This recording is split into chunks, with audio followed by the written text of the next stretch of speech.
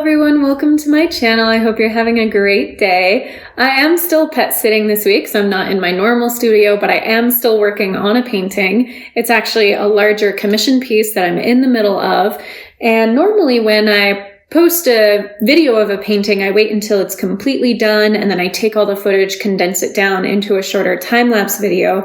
But this time, I thought it might be really cool to give you sort of an insider's view on what it takes, the sort of time and attention it takes to build up a really high level of detail for especially a realistic painting. So this is about a 10-11 minute excerpt of me working on this painting in real time. And so that's the first kind of difference, something a little unusual that I'm trying out. The second thing is normally when I film, I have an overhead sort of bird's eye view of my whole workspace.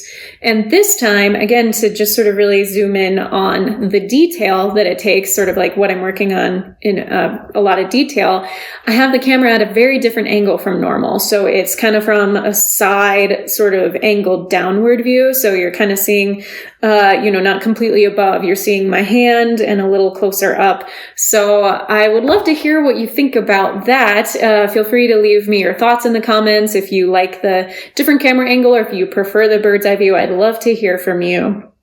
Before I get into this video, I did want to mention my website. It is CoreyFrankCreates.com. There you can sign up for my weekly email newsletter, and when you do, you get access to my free no-brainer watercolor supplies buying guide. It's really helpful for choosing the supplies that best fit your budget, and it's just a freebie is my way of saying thank you for signing up for my newsletter and staying in touch with me. I also have my online art shop on there with where you can purchase products with my artwork printed on them. And then finally, I also have my classes page, which includes in-person workshops that I teach in the Denver metro area, but it also has my online courses. I offer 3 different watercolor courses online. So when you're ready to take that next step into your own watercolor journey and really want to go more in depth, those 3 courses are perfect for you. So I have kind of the beginner, intermediate, and pro level courses, and they kind of build on each other. So the pro course includes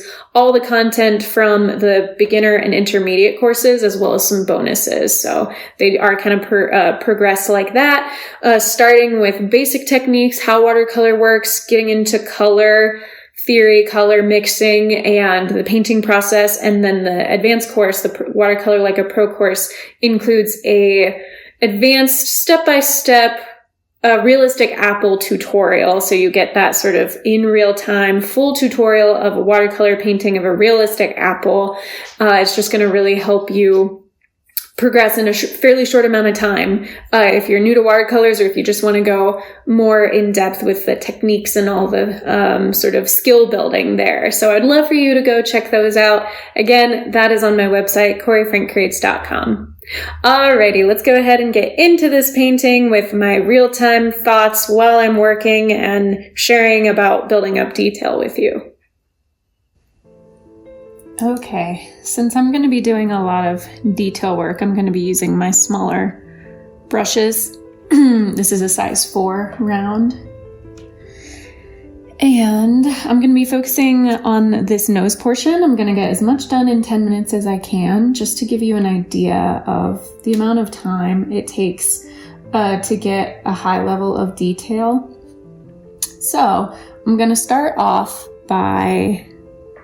I have my pencil lines here, as you can tell, and I've already started this painting, but I wanted to show you this portion. So I have my Payne's Gray that I'm using here, and I'm just going to kind of talk you through some of the process of doing very detailed work. And there's going to be a couple times I'll probably have to put my hand here so that I'll be able to see the pencil lines a little better. It's nice to have this natural light coming in from the window over there, but sometimes it can bleach out the pencil line. So I may be doing this for a little bit. Hopefully it helps you see the pencil lines a little better as well. And of course, like I mentioned in the intro, I have a different camera angle than I typically do. I wanted to get a little closer up to show you kind of what this detail looks like rather than having the typical overhead view. So I'm using my Payne's Gray, And I'm just very gently kind of filling it in here. I want to blend this lighter section that I first laid in because it kind of starts light on the nose where it transitions from this kind of white blaze on the horse's face into these really beautiful dark markings. So that's what I'm gonna do.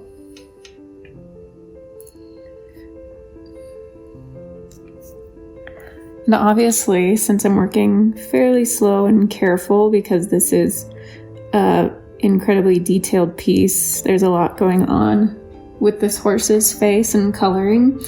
It's not necessarily going to be as exciting as some of the, maybe not exciting, but like fast moving. It's not going to develop as quickly as, like my 10-minute watercolor paintings, which obviously the whole goal is to get something done in a very short amount of time, in just 10 minutes.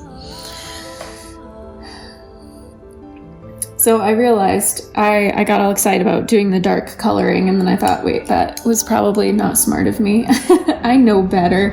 And I'm so sorry about all that noise in the background. It's an incredibly windy day. It's just outrageous how windy it is. So if you hear the gusts in the background, I do apologize for that. Okay, so actually, when you're working with watercolors, going from light to dark is really the better way to go. So I'm actually going to lay in, it needs to be a little more pink. So we're gonna go with a little bit of quinacridone rose. That was initially, oops, we got a little bit of a hair on there.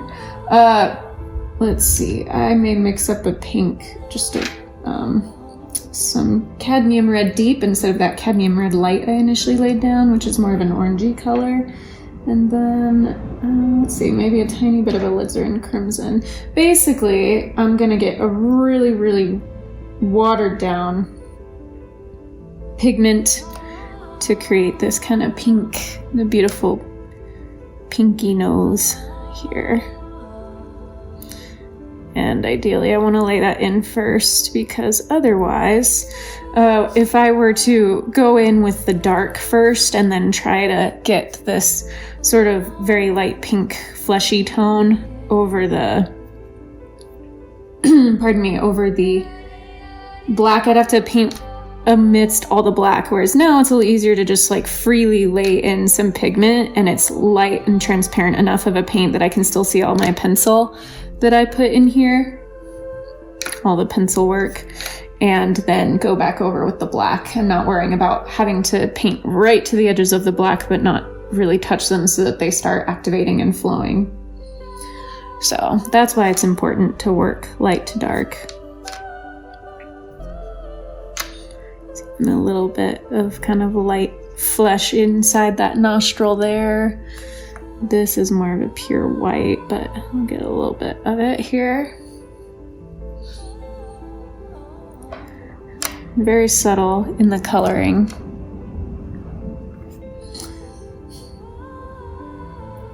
We've just had like some crazy windy days.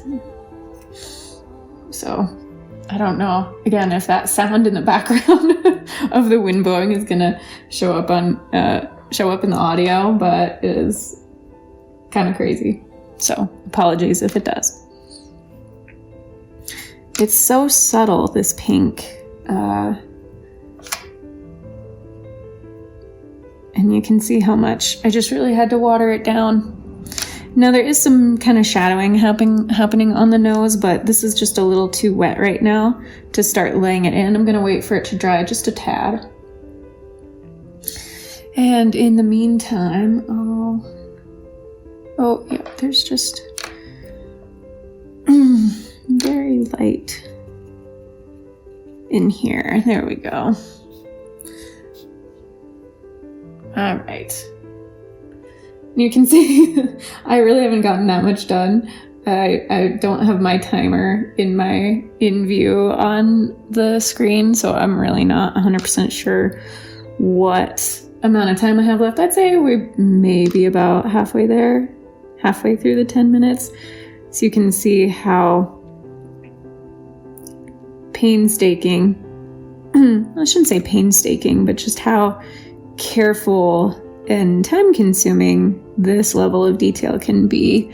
So when you see a time-lapse video, it really, you have no way of gauging the amount of time that actually took to do in real life. So I wanted to give you just a perspective on that. And of course, I will be putting out a longer video once this piece is actually done. I usually do full time-lapse paintings.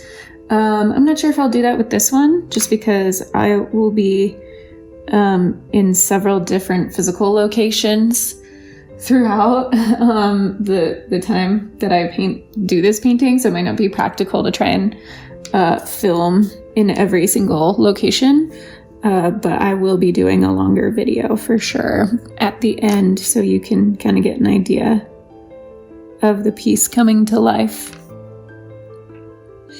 And it's also why for detailed pieces like this, it's so crucial to have a pencil sketch. There's no way I would be able to include this level of detail, at least I don't think, without having these reference pencil lines. It's just really helpful to have your guides so you know exactly where you're going to lay your paint. And even your shadows, sometimes you can add some shading, like I've kind of done here, to give you a sense of where the shadow is going to be. And then just as long as your paint, your watercolor paint is dark enough for it to cover completely all the shading, then the pencil lines will not show through. So the tip of his nose kind of goes back and forth between this sort of light pinky tone and then the really dark, almost blue black, which is why I'm using Payne's Gray. It's this really deep, rich color that has kind of a blue-black tone to it already. So it's ideal. And I'm also going to be using a little bit here and there the name is escaping me right now. Ultramarine blue, because there is actually almost some pure royal blue in there, which I will do actually right about now. I want to add some of that kind of royal blue tone.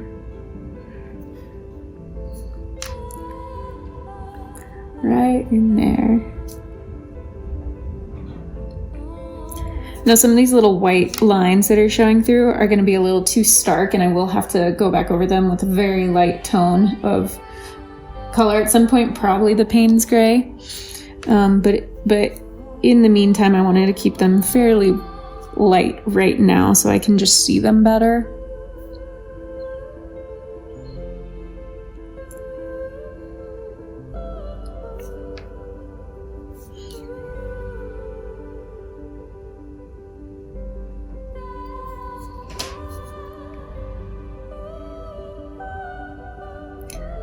And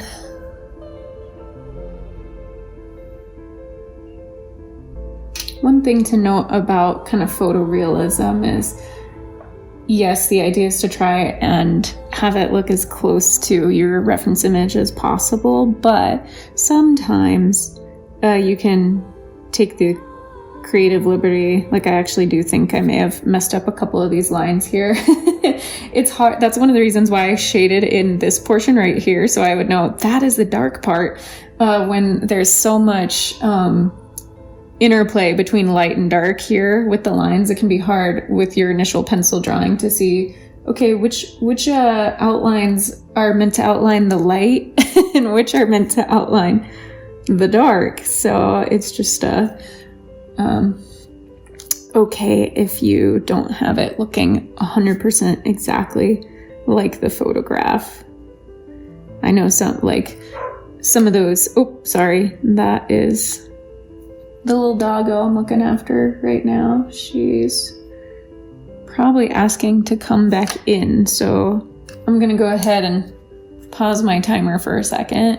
Oh no, it's actually been done for a while, so I didn't hear it go off because I think I had put my computer on mute. So that was probably around maybe like 12 minutes worth of work. So it really gets you the idea. In 12 minutes, I only got this done.